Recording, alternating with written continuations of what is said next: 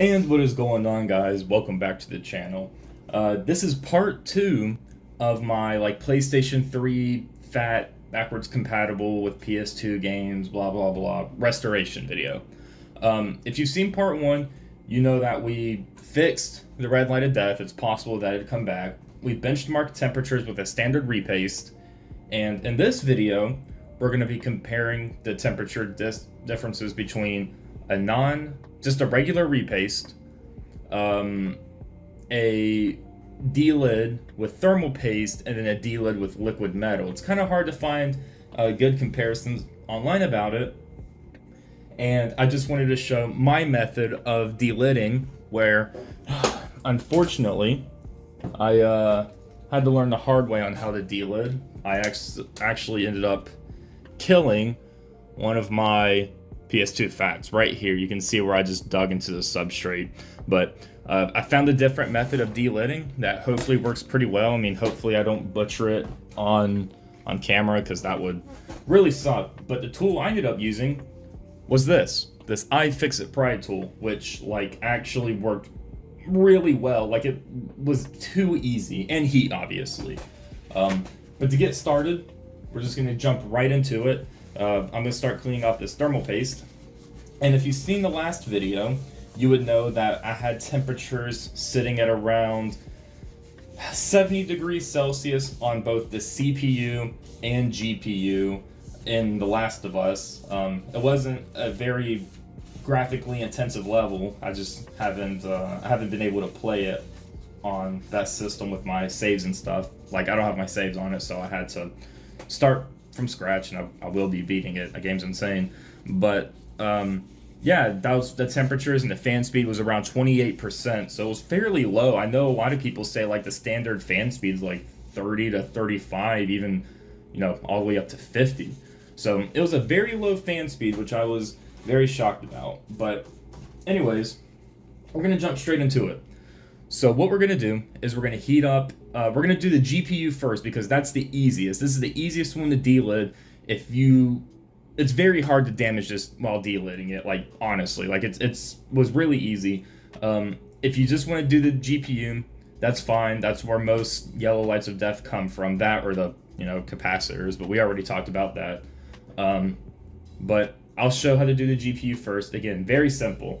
So I'm gonna use my hot air station, and for my reflow, I use 300 degrees Celsius. I'm actually gonna bump that down. I forget why I set it at 344 earlier, but I'm gonna bump that down to around 275, just to get the adhesive to soften up on this. This doesn't use any silicone to keep the IHS attached. It just uses thermal adhesive on the memory chips, and this uses some really strong silicone. But all we're gonna do is start heating this up. I like to heat up the surrounding board first, just so to help prevent against rapid expansion and contraction. Just get the board primed first. Just blow some hot air all over it. And again, obviously this is a PCB made of copper, so it actually absorbs and dissipates heat pretty well, so I don't have to do this for too long. Yeah, I can already feel it starting to just get a little bit warm. Let me focus around these areas.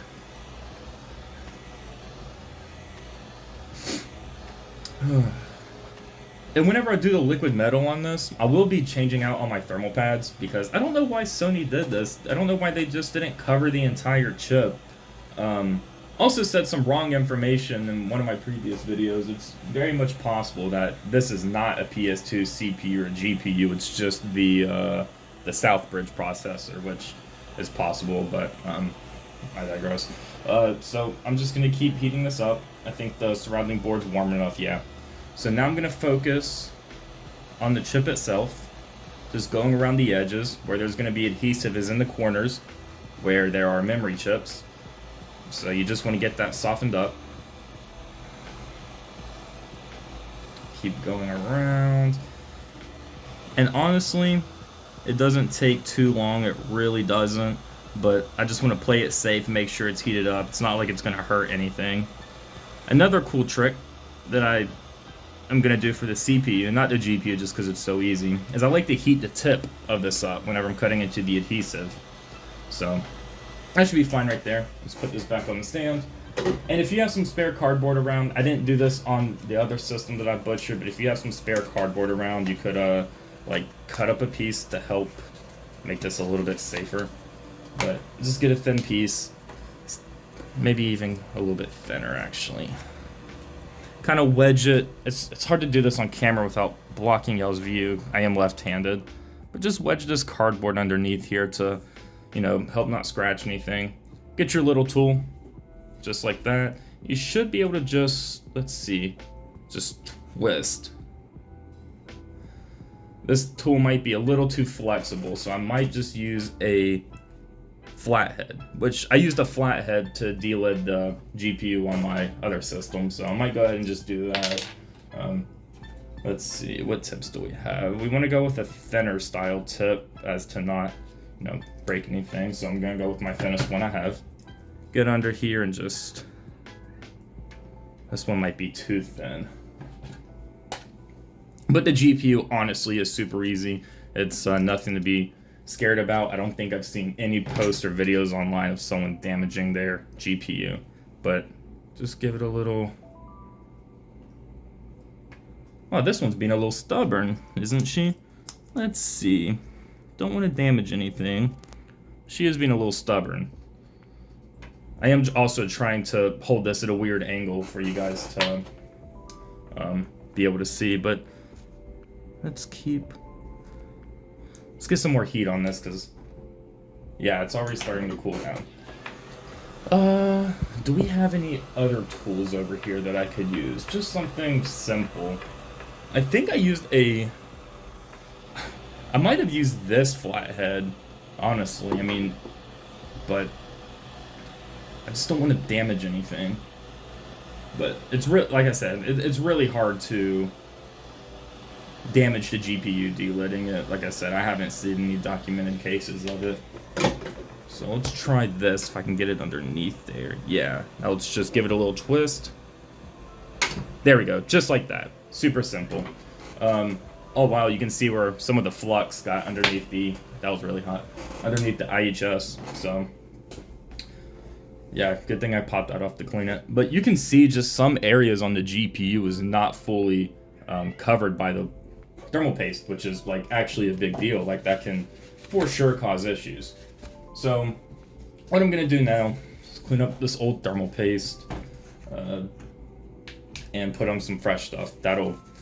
This should dramatically help with temperatures, even on Intel CPUs, because, you know, Intel being the great company they are, don't solder their IHSs. I'm not sure if they ended up doing it on 12th gen or even 11th gen, but like from, I want to say 6th to 8th or 8th, definitely 8th or 9th gen, they did not solder their IHSs, so people delided them, just very similar to this.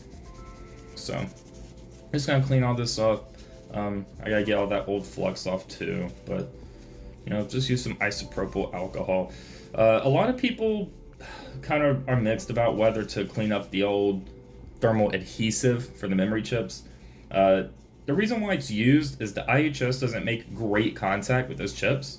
It actually barely touches them. So that thick thermal adhesive helps get some, you know, contact between the two. I'm just going to use paste because the paste I'm using is non-conductive anyways. So I'm just going to use paste to help improve thermal transfer, but this is GDDR3 chips, I believe, so it's not like they need active cooling anyways. They don't get that hot, so it's fine if they don't end up touching the IHS. So that's all cleaned up, which is the important thing. So we'll set this off to the side. No point putting paste on it yet because we still got to do the CPU. And this is where people mess up.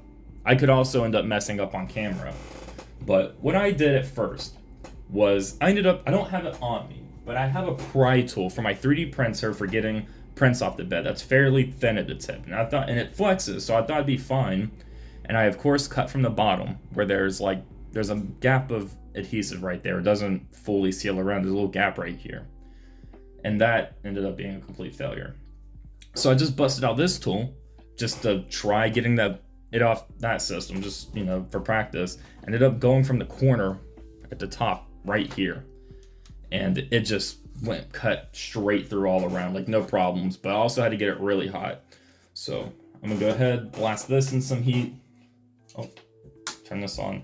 And same with my pry tool. I'm just gonna get it around the heat area to get it ready. Obviously I don't want to melt my tool or anything, but you know, it helps.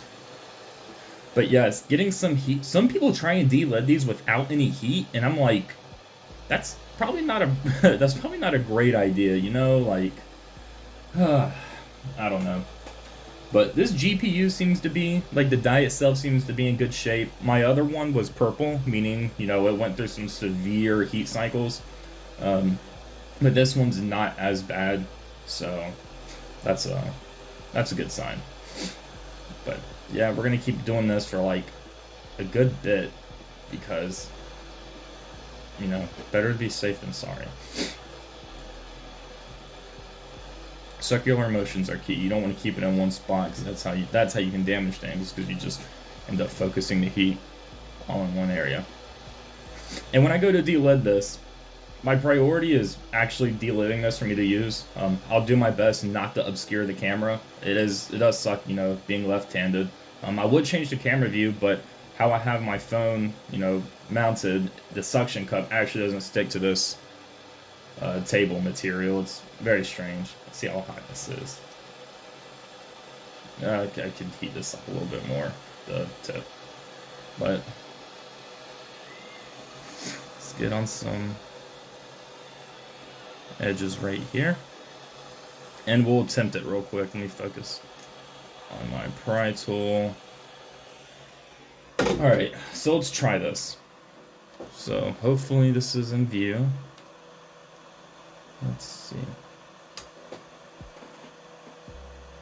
Yeah, I can feel the adhesive right here. I can feel a little how rubbery it is.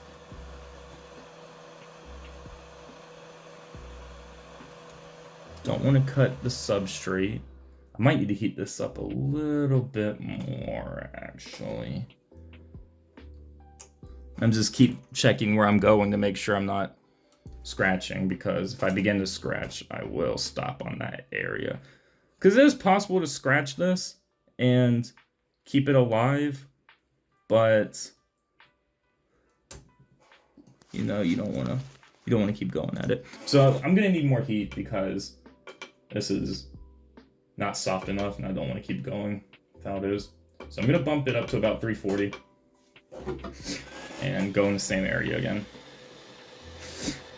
I might try from a different corner just so I don't, you know, focus on one corner and scratch stuff up. Might try from the bottom left.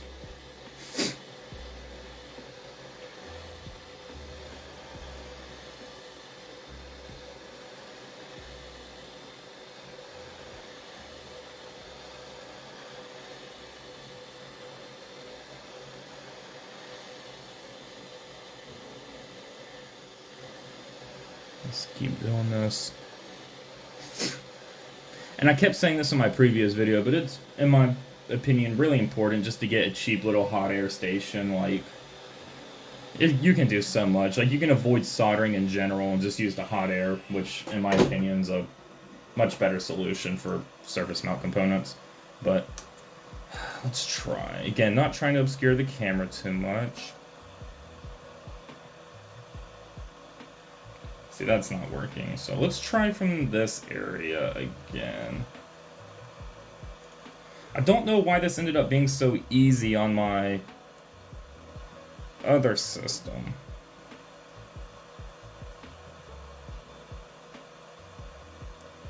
I think I'm almost in there.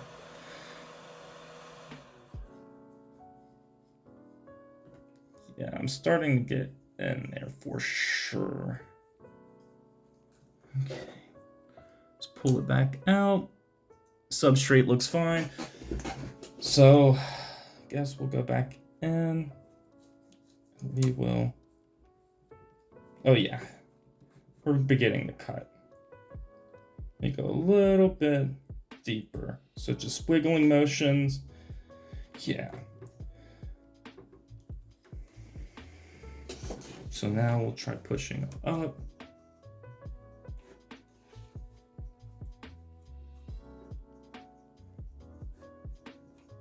yeah, we're cutting. We're cutting good. Let's make sure. Looks like no cuts on the CPU. So that's good. I'm gonna back out this tip a little bit. I don't want to hit the die. Oh yeah. This is getting easier. Let me apply some more heat. Don't want it to start softening up. Hardening up on me. Just for a little bit here.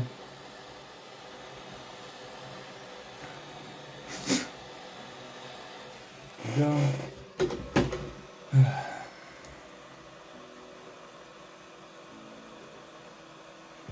Yeah, this corner right here is being a pain, which is where I started from on the other one, but should be able to clear it. Yeah, you can see the IHS starting to bow up a little bit.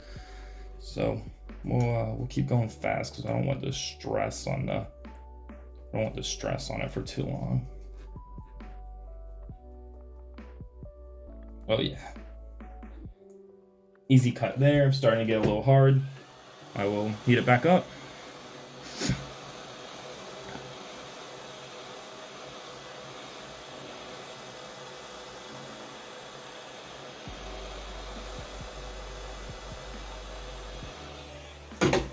Okay.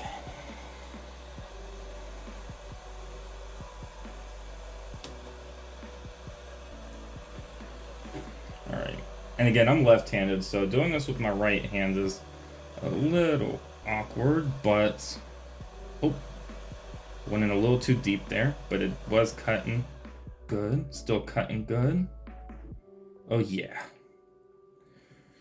Great progress. And if you plan on doing this by yourself, you won't have to hold it at, weird angles like I'm having to do for the cameras. You'll be able to wedge it against your body, and it'll be much easier. But it's good that this thing is... See, you don't want to do stuff like that. I was going to say, it's a good thing that this thing is flexible because, it can flex like this. But the reason why I slipped right there is I hit the spot that had no adhesive and I just went flying. So you can see it's loose right now, and I'm just going to twist it. It's really hot, which is good, but I just want to keep twisting it. And it's not coming off quite yet, so I'm just going to recut over here. I punched the shit out that board, making sure I didn't knock any capacitors off or anything. I hit that thing pretty hard. There we go, just like that. And you can see the flux got underneath the IHS as well whenever I drenched this board in it. I knew that was probably going to happen. I was not using the right flux or right application method, but I gotta work with what I have. But I am very happy to get this thing delided. That is really nice. But again, you can see here on the die, there is a clean spot, I guess you could say, where there was no thermal paste, which is not good. Not good at all.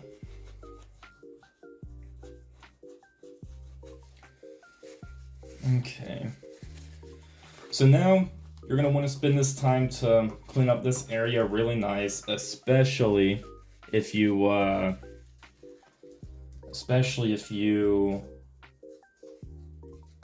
ended up drenching your board in flux. So yeah, mine's really gooey. And for reassembly, I'll go ahead and start getting into that. My cat's up here, just wanting to bother me again. But for reassembly, some people use super glue on the corners right here to keep the IHS attached to the GPU. I will probably do that when I liquid metal it, because you don't want the liquid metal, smearing or falling over, or swimming, I guess you could say. You don't want it to drip or move. You want it to stay in one area, because when liquid metal starts to get in places it's not supposed to, it turns into a huge mess. So yeah, but for the CPU, it's a little bit more difficult to have a way of attaching it in place. I like to keep the old adhesive on the IHS. Some people report that keeping this on here doesn't let let it contact the CPU well, but I think it should be fine.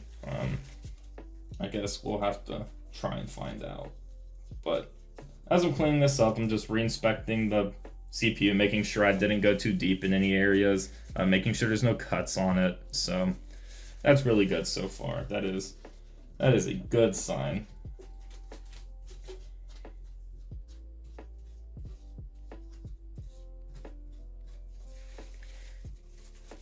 All right.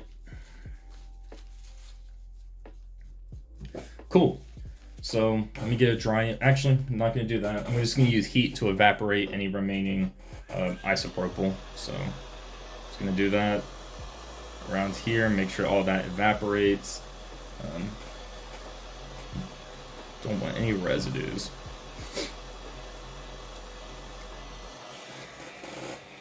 All right, so now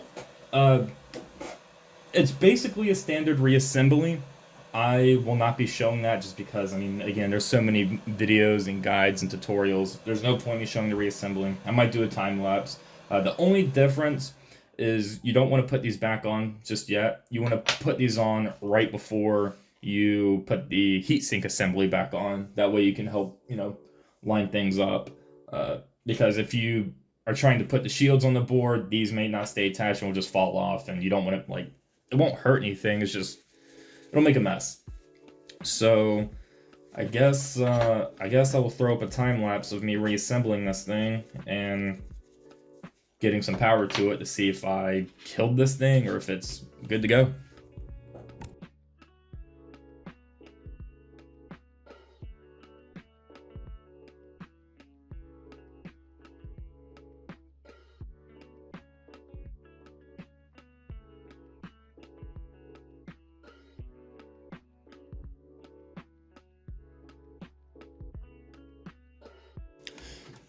Alrighty, so we're basically at the point where we can plug it in up to some power and see if I broke anything. I don't know how long it was going on for, if y'all could see it on video before me, but I punched the board so hard I caused my finger to bleed, and it was kind of bad. Like, damn, like I punched that thing really hard. Did not set the back panel properly in the chassis. I will do that as soon as we test it. But basically, oh wait, I need to plug in the power button. Basically, we just want it to turn green light. If it flickers red light, that's really bad. That's dead system type deal. So hopefully don't do that. That'd be a really bad fail. So turn it on. Well, haven't pressed the button yet, so I'll go ahead and do that now.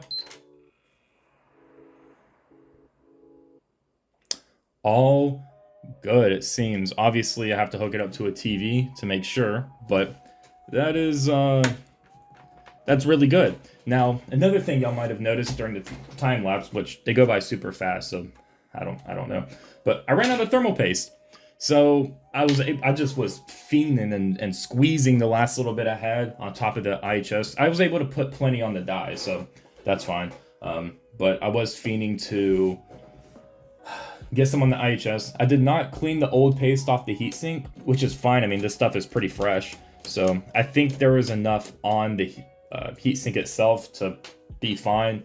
But if I get really bad temperatures, I'll probably know what ended up causing it was not enough thermal paste. The reason why I run this Corsair stuff actually is I just run to Best Buy and get the thermal paste from Best Buy. I don't like to wait for shipping, even though where I live now I get 1 day, like same day shipping from Amazon for a lot of stuff, which is a huge flex. Like that's a big flex when you can do that. But just got that popped in. While I'm doing this little reassembly, I might as well share some fun facts with you guys about the PS3. Now, my original PS3, or my original console growing up, was a PC. I was always a PC kid my entire life. I was playing Call of Duty on the PC. Whenever I was a kid, like not any of the new Call of Duties, I'm talking about the old Call of Duty. So I was playing like Medal of Honor on PC. Multiplayer, I was playing COD 2, 3, even 1 at the time. Like, I played games very early as a kid, like 3 or 4, and I was like decent for my age. Like, it's crazy. My dad, oh, let's not lose this screw. My dad was a really hardcore PC gamer back in the day. He kind of fell off, ratio plus fell off. But that's where I got my PC stuff. So PC was my first console, but my first like actual console was a PlayStation 3, which was faster than my PC at the time because I had a laptop. I'm just gonna pull this back out because I'll get that ground on. Was a PS3. So the fun story about that was my parents, back in the day, you actually had to camp outside for Black Friday, and my parents knew that they were going to get us a console for Christmas, but they couldn't decide what they were going to get. Now my mom, even though she's not tech savvy much at all, she likes to do research, and she found that the biggest deciding factor for her on to get me a PS3 or Xbox, my dad wanted to get an Xbox. She looked it up, and the PS3 had far more capacity for the same price. Like, the PS3 Slim had a better bundle, was cheaper, and had a bigger storage, and it ended up being the better choice because online was free, the system had, more powerful specs. This console was just way better than the Xbox, but that's how I ended up with this. And I had a PS3 Slim. I had the Uncharted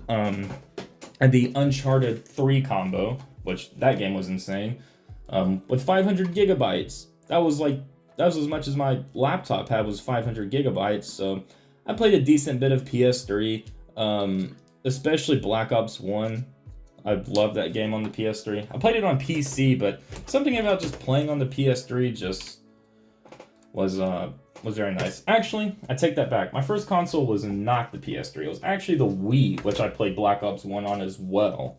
Yeah, I played a lot of Wiis growing up, especially like shooters, but even though they looked horrible. But we basically have everything in place. I need to throw on this card. Let's see. I kind of did this in a weird order. But as you can tell, I didn't put a lot of screws in just because I plan on reopening this thing back up for liquid metal. Which is going to take some time. That stuff is kind of expensive, so I might hold out a little bit, which is why this video is going to come out so much later than part 1. So, but more fun facts. I think I said this before, but the cell processor was really ahead of its time. Like, I would have loved to see a consumer PC with the cell processor in it. We had the Power PC stuff from Apple back then, but it would have been really cool to see a consumer computer with cell in it, like to run benchmarks on it and compare it to x86 systems. Running something like Geekbench on the PS3 would be pretty cool. But let's see, let's get our. Actually, this is the original top panel that came with the system, and I'm gonna slide over back here and grab my good one. Let's see. Not good one, but yeah, the one that doesn't have the little flapper thing broken. So yeah, we'll do that. I keep forgetting the power button. I don't know why I keep forgetting that. It's a little hard to get in here with the drive in place, but I think we can finesse it in there. Probably see my face. Let's see. Okay. Now let's get the little brackets. Set that in place, and let's screw it down. I think I used the wrong screws whenever I did my little pre-fit like reassembly. I think I used the, I guess these would be like, I forget what the threads for them are called. They're not fine thread. I used those types, and I think I might have, self-tapped the plastic. Yeah, I think I'm supposed to use the fine threads on the PCB area and then the thick threads for the part down here, but that's okay. Let's get a screw in there. Let's get these screws in here just so the console doesn't fall apart when I'm just moving it back and forth. But yes, I'm gonna fire up, temp monitoring software and see where this thing where this thing sits. There we go. Very nice. So let's get this back on. Put this ribbon cable right in here. I think that's how it sits. Maybe, no, I think I need to flip it, maybe. Let me see. So it sits like this, meaning, yeah, I had it wrong. See, it's kind of hard to do this without blocking the camera. I might just have to screw you guys over for a bit. There we go. Let's lock that in place. Very nice. So let's put this down. Line up these tabs and close, and then the back should just pop on. If I can. Let's see. This one's being a little pain, but I think just a screw will keep it down, which we'll put a screw in just so, again, this thing doesn't fall apart. Let's put one back here behind the disk drive, which also this disk drive I think needs some work. It's very slow. I can get it to feed and eject disks, but it's not happy about it. It does take some time. So, but I have a spare one, so that's good. So that's done, and let's grab. Is this my panel? Yeah, this is my panel right here for my other console. That's in much better shape. So we'll slide that on there, get the hard drive into place, and I will meet you guys at the TV to start monitoring statistics. Alrighty guys, so it's actually been a good bit since I actually recorded me doing the delid and hooking everything up and doing all that. So there were some changes. First one being the thermal paste that I was using, the Corsair stuff, just wasn't all that great. It had a low thermal conductivity, which is not that great for deliding. So I actually had to order some higher thermal conductivity stuff and redid it all, repasted it. But now we are sitting at a solid 64 degrees on the CPU, 65 on the GPU. For me, it's been a while. For you guys, it'll just be a few minutes. But before, I was getting 70 to 71 degrees on the CPU and 70 degrees on the GPU at the same fan speed. I had to actually set this fan speed manually because it wanted to keep it cooler. We're on the same scene, obviously, and we've also been keeping this scene going for well over an hour. So temperatures have definitely dialed and stayed in. The next update you'll get is, or video you'll see in this upload, is me doing liquid metal, which is kind of a hard process to not damage anything. So I guess I'll see you guys, a few minutes for you guys and a few days for me. So guys, it's actually been a few days since you saw the last update where I showed the temperatures after the delid process using standard paste. And it's been a few days later, and I've obtained some Silver King liquid metal compound. It's just what Amazon can get to me fastest. $1 Wet n Wild clear nail polish. It's really not needed, just recommended to help protect some of the components on the CPU and GPU substrate. And I might not need this, but if you're doing just a straight delid, straight to liquid metal, you might need this. This will help keep the IHS attached to the CPU and GPU whenever you apply the liquid metal, because you don't want it sliding around a lot. Since I've already delided mine, my IHSs are probably stuck directly to the heatsink, so it's not that big of a deal, but I got some just in case anyways. So what I'm gonna do now is I'm gonna finish disassembling the system. I've got it just right down to the heatsink. I'm gonna finish disassembling this and show you guys how I apply liquid metal and maybe, you know, give you guys some tips on how to apply it directly to the PS3.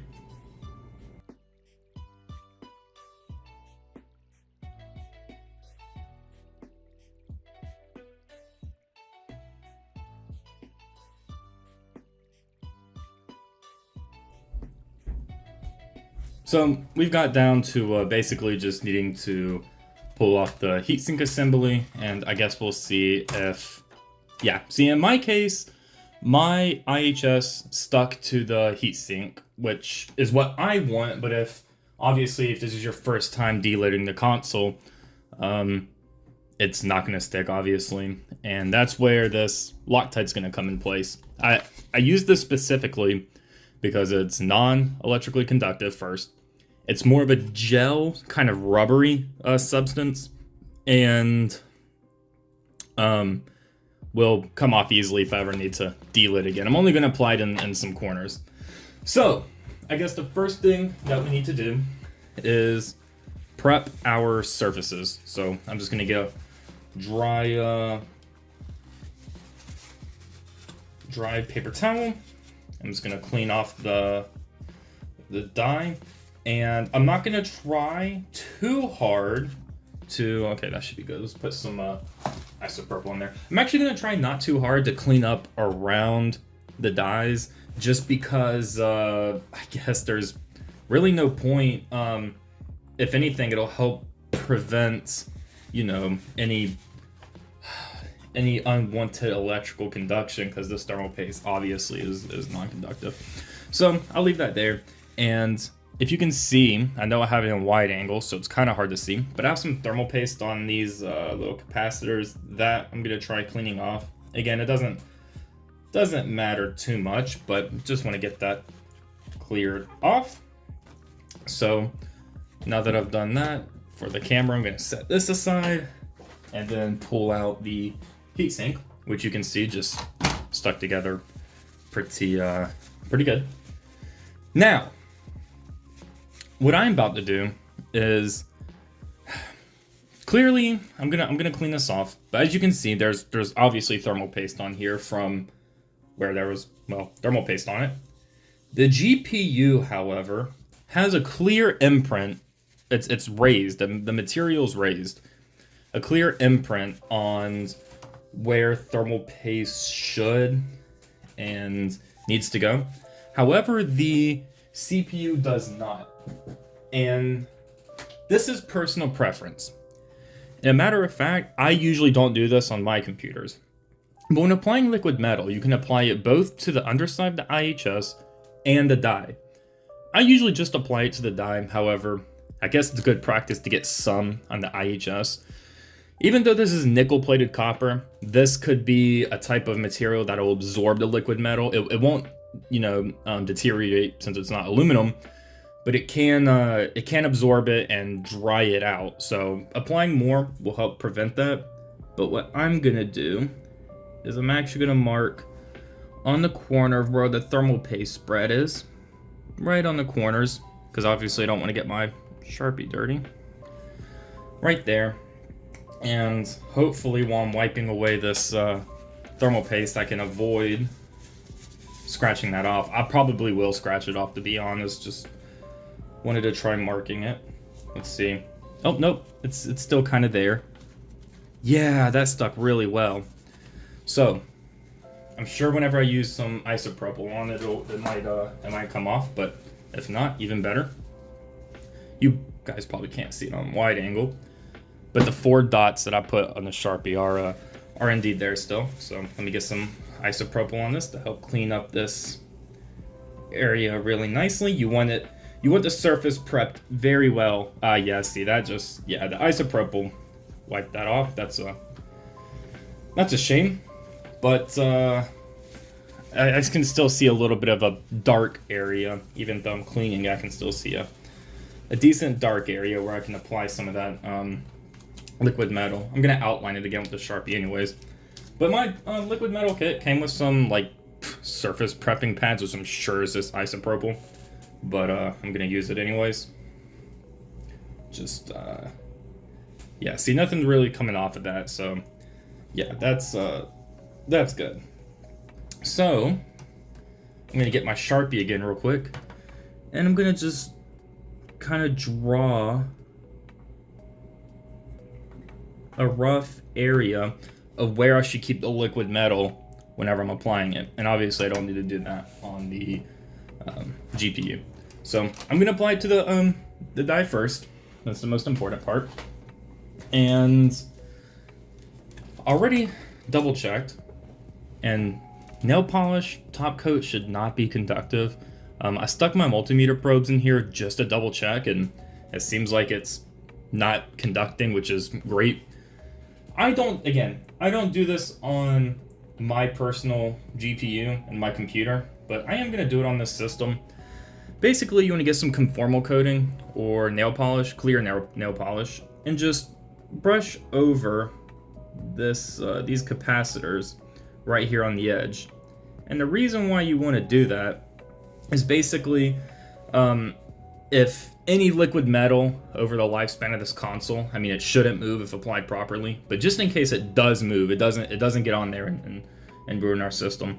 You can see a little gold contact pad. You guys might not be able to see it, but there is a tiny little pad here. I'm gonna put some over. Then I'm gonna put some on this side.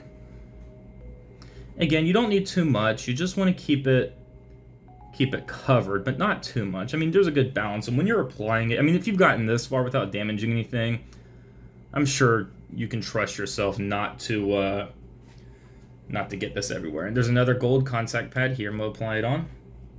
I'm gonna get a little bit more. I'm gonna apply it over here. Just over all these capacitors around the edge. And again, you technically shouldn't need to do this. I'm just wanting to do it for the extra peace of mind, because I really do like this console. And speaking of that, throughout these past few days, I have indeed been playing a lot of it. And it has not yellow lighted again, which is very nice to hear. I still plan on replacing the neck token capacitors, maybe in a different video, but for now, it's fine.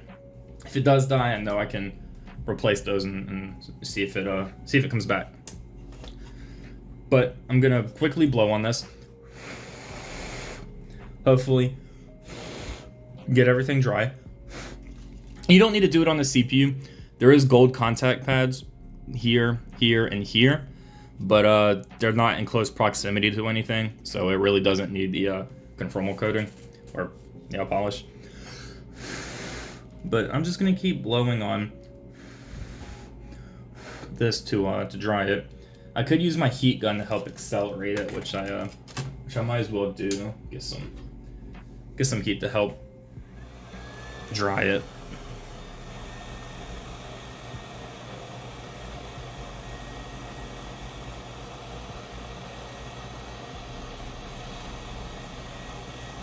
Okay, that should really honestly be enough. And we'll try not to move the board around too much while that's drying, just in case, you know, some sloshes around. But I'm gonna go ahead and switch my camera angle so you guys hopefully get a better look at this. Let me yeah, that should be fine right there. So in this liquid metal kit specifically, and most kits will come with it, you get like these special little Q-tips. I don't know, I think they're just standard Q-tips, maybe with non-electrically conductive fibers, some shit like that. It comes with a little heroin needle. Joking, hopefully YouTube's algorithm or AI didn't pick that up. So you get the little needle, and you have your tube of liquid metal. So the first thing you want to do is ditch this, and for the love of God, please do not just squeeze this onto your die. Use the little needle that came with it. And actually, I don't even like to plunger it with my fingers, with the back of it. I like to claw it right here to just ever so slightly push some forward. I mean, guys, you do not need a lot on this. I mean, the more you put on here, the more dangerous it is.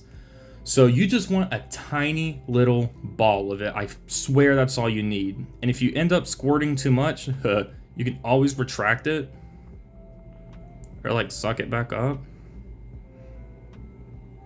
But I'm also using the wrong hand for this. I told you guys I'm left-handed, but obviously y'all need to see. Still pushing forward some, just ever so slightly.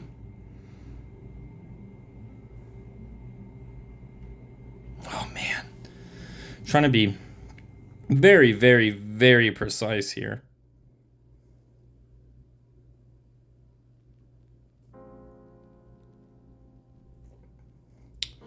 Might have to press on the plunger a little.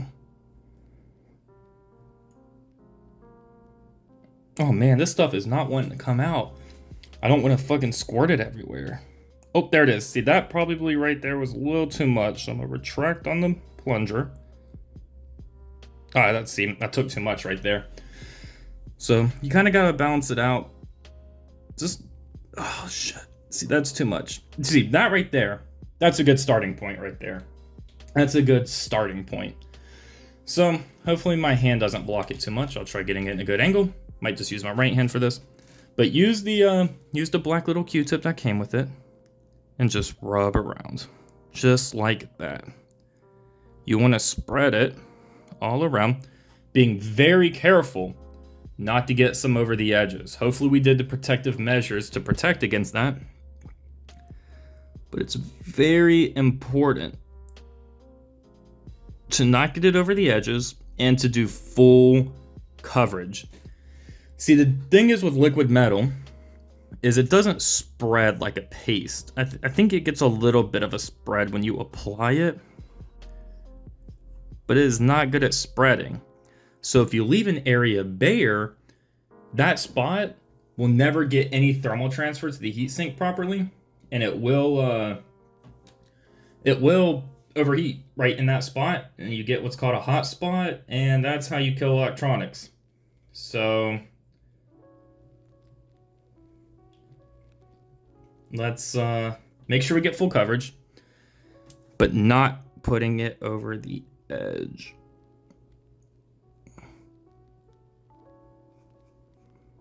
Now I'm just gonna keep doing this. I would throw up a time lapse, but this is something that like is the most important part of all this. So I feel like doing a time lapse would kind of not be super helpful. So I'm starting to run out of a little bit of spread here. I could probably get a little bit out of it, a little bit more out of what I have, but I am gonna apply ooh, that might be good. That might be too much. We might have to soak some up later. But again, just circle it around. Let's get some coverage in there.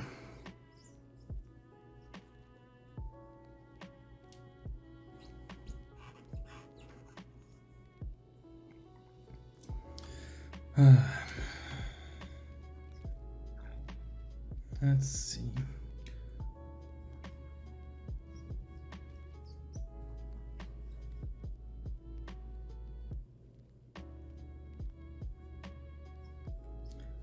I should have actually tried a little bit harder to clean up this thermal paste on the edges because it's trying to spread some. I just realized I was blocking y'all's view. So sorry about that. So sorry.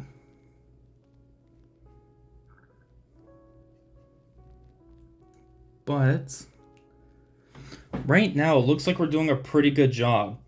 You just really want to make sure you get full coverage, guys. I can't stress that enough. Full coverage, not too much, not over the edges. This is a pretty hard thing to balance out, but I think if you've gotten this far, you are capable. Let me see if I can get it to, there we go. That might help a little bit better, trying to focus on right there.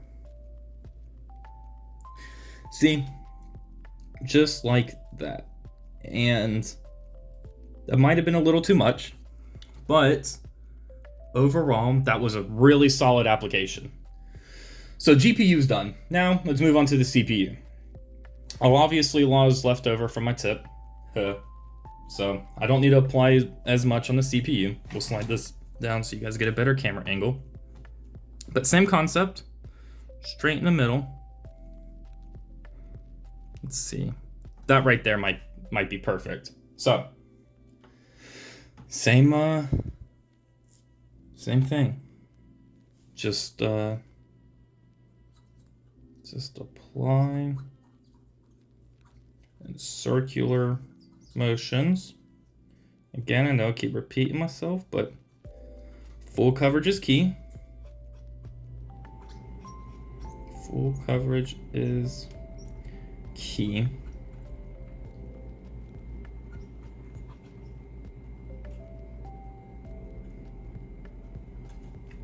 just like that. It looks like I got a lot towards the edges, so I'll just kind of push that back.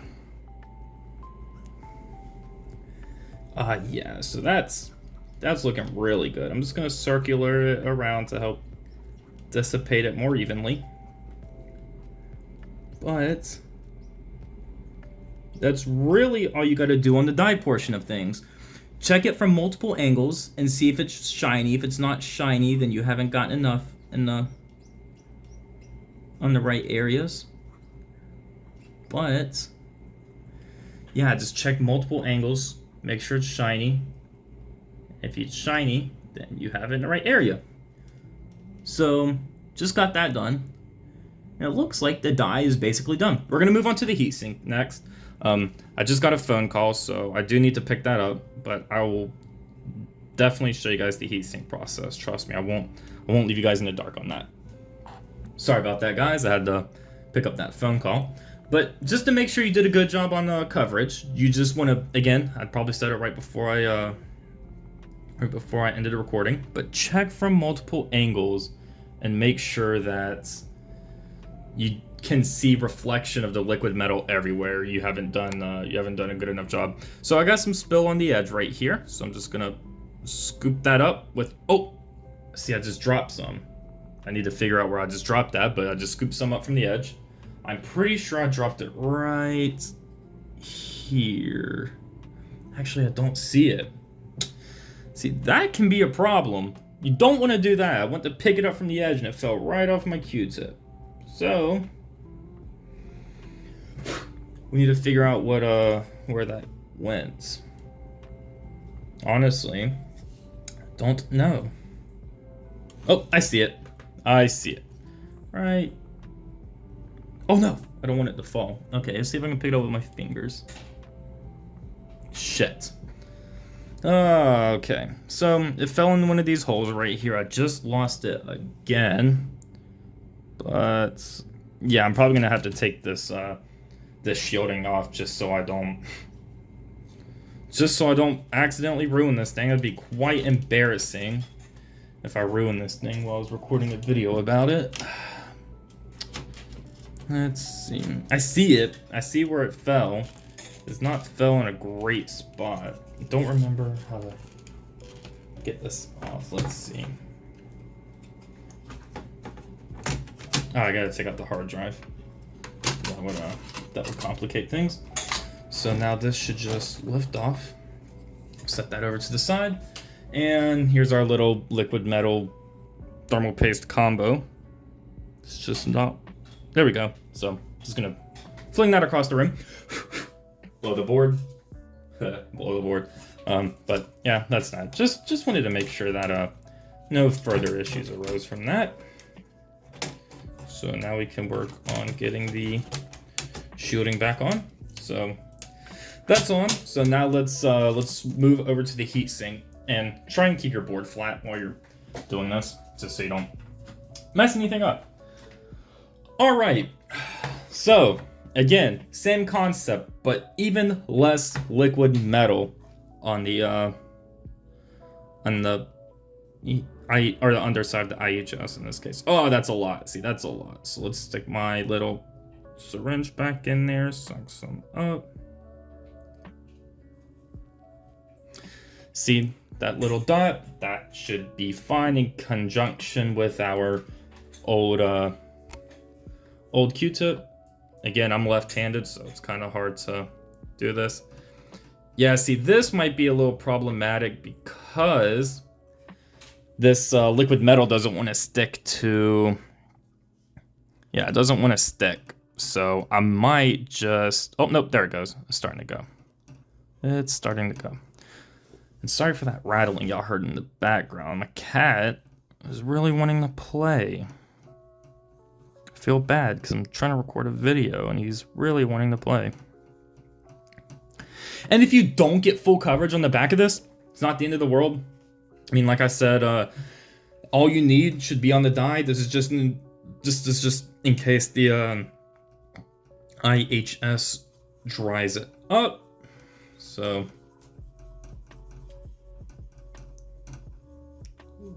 or dry it up. When I mean dry it up, I mean absorb it. But yeah.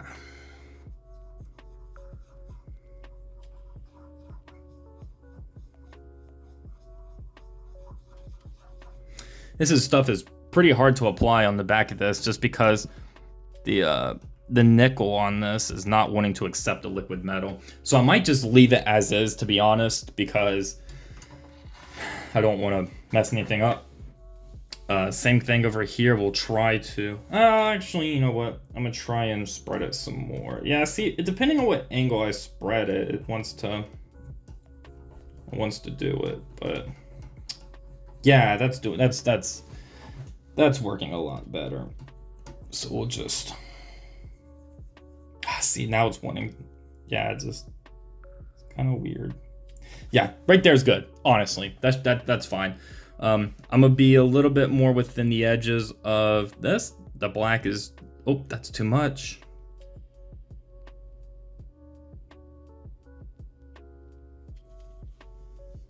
Let's see. There we go.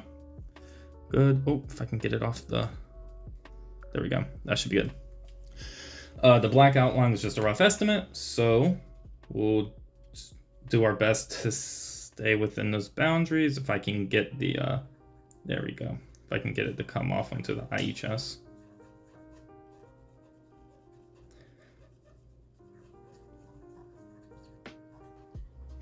Keep blocking y'all's view. So sorry about that. See, sometimes it wants to stick. Sometimes the Q-tip just ends up cleaning it right off. Just gotta mess with it, you know?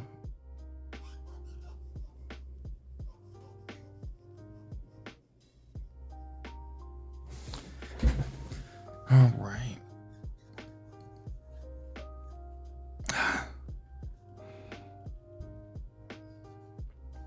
Well, looks like I got some really close to the edge, so I will be cleaning that up with a alcohol wipe. Yeah, this is being a little bit more difficult than anticipated for the underside, so we might just skip it if I can't get it to work. Yeah, we're just gonna skip that because I'm making a mess now. I don't know how well it picks up on camera, but I got tiny little splotches of liquid metal on the edges, which I don't want. So let me grab a paper towel with some alcohol and just carefully clean around the edges. And then double check for any shiny flakes.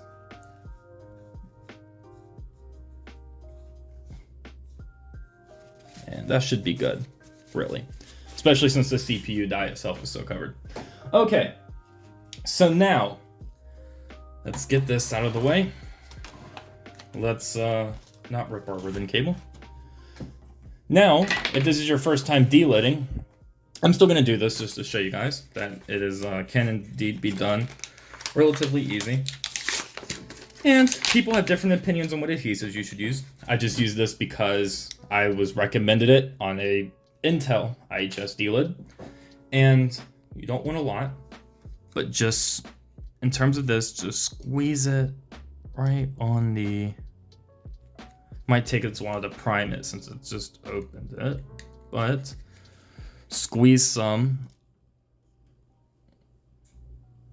If I can get it to come out, maybe I gotta, hold on. Let me see. There might be a protective thing underneath here. I can't quite tell. Oh, I see. I see how to open and close it. Okay. I see. Just a little slow.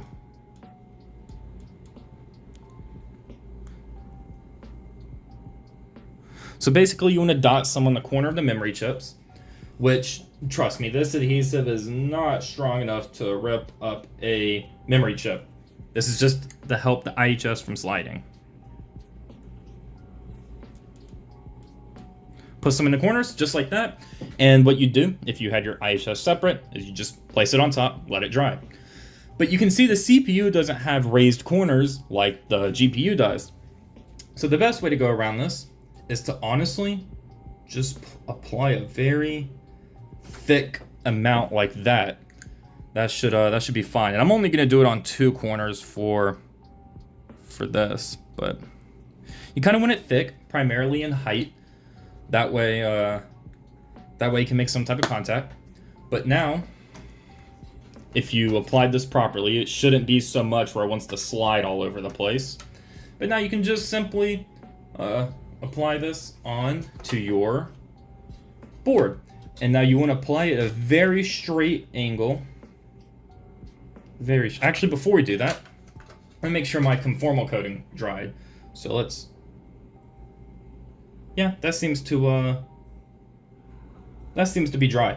Not conformal coating, my nail polish base coat. So that should be good. Apply it very straight if possible. Press down, apply pressure, start plugging in like your fan connector. And while applying pressure, let me stick this on actually. The CMOS battery connection is right out of view for you guys, but don't forget your battery connection. Applying a pressure to the heatsink, so you don't want it to fall off. Rotate it.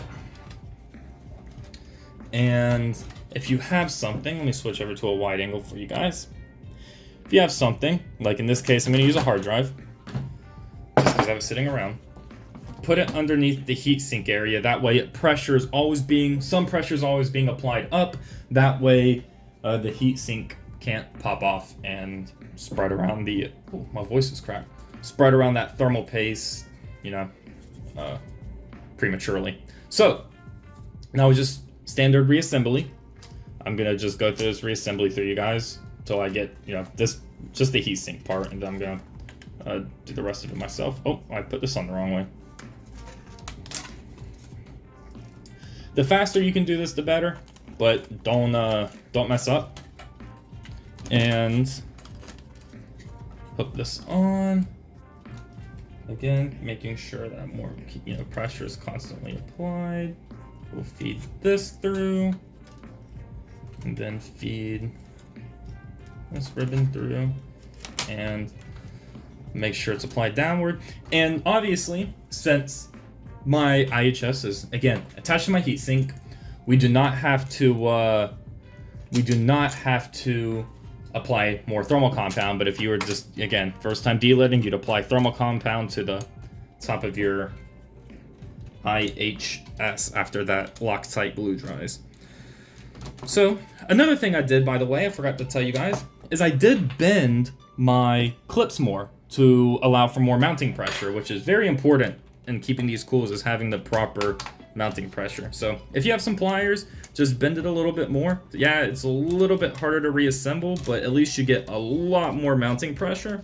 And it's not enough mounting pressure to like break your or like crack your board or anything, but it is enough to make sure that everything is getting good contact. So that's up on right now. Now let's do that over here.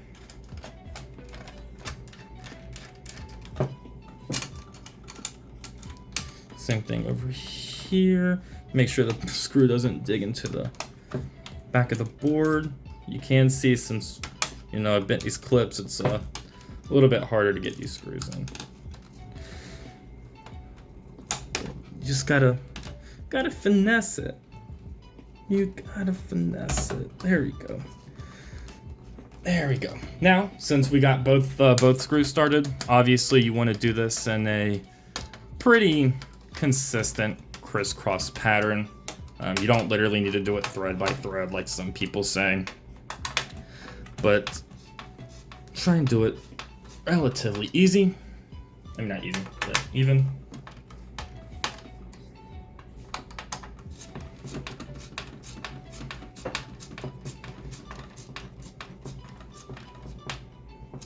Very good. Very good so far.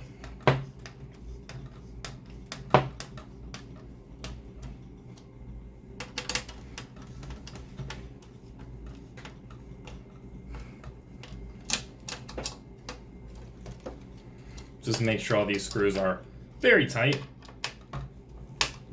Just going over one last turn. And that's it. That's how you apply liquid metal. Standard reassembly. No need for me to record that. So I'll throw up a time lapse for you guys and show you that, I guess. So we're basically there. I've basically did a very simple reassembly. Obviously didn't put all the screws back into place. Did not mean to bang the camera.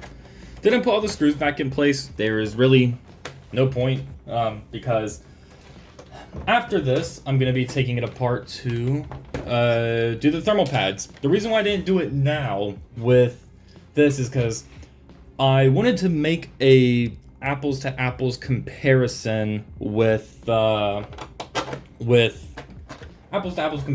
just the thermal paste and liquid metal comparison. I didn't want thermal pads to be added and potentially dump more heat into the heatsink or take some out.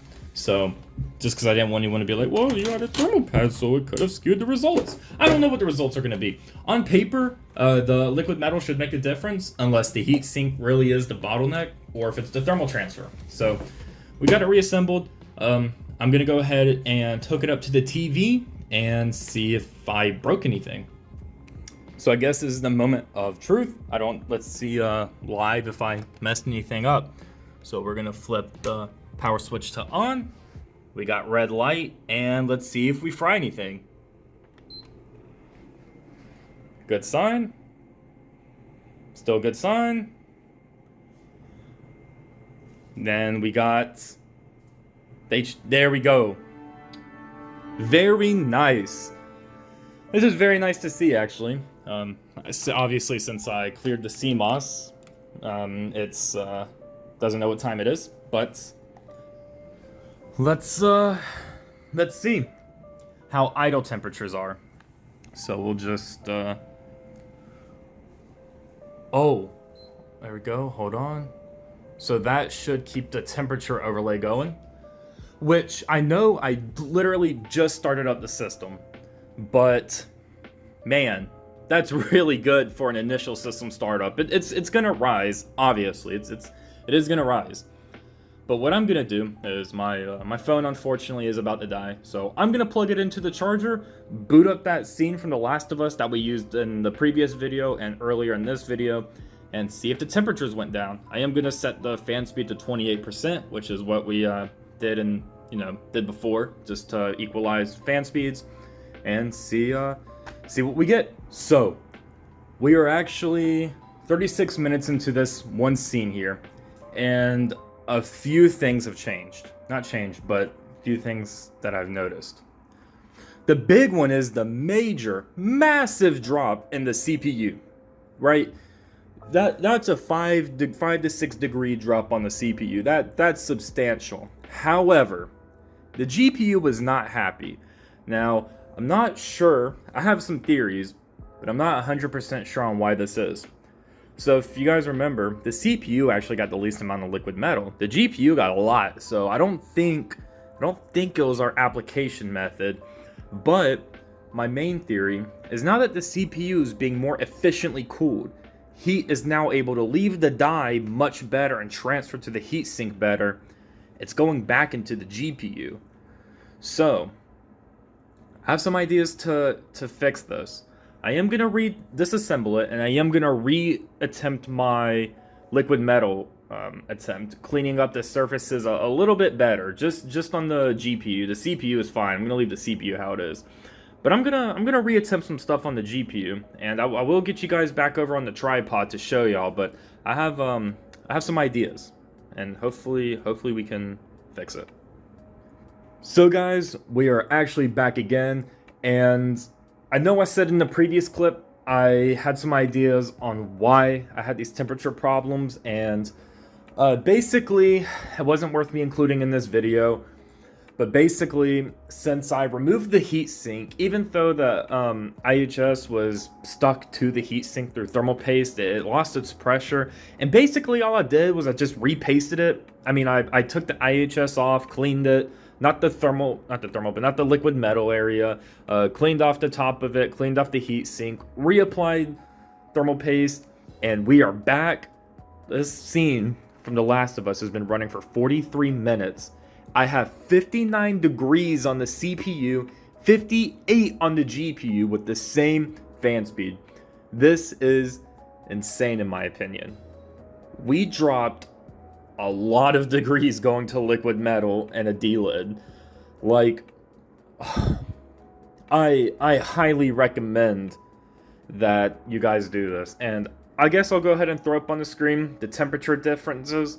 Might go ahead and spoil it and put it in the beginning of the video, but man, night and day difference right here. This is the difference between your PS3 lasting 7 years to 14, 20, 25 years. Like, this is a big difference. And it just went up to 60. This is the first time it hit 60, and it went back down to 59. So I'm sure after a little bit, it would probably stabilize around 60 on both CPU and GPU, but man, massive difference nonetheless. But so I don't know if I said it before, but I do plan on dropping a video on overclocking the GPU. And now that I've hit good temperatures, I feel comfortable doing it. Anyways, guys, I hope you enjoyed the little delid video, and I will see you guys in the next one.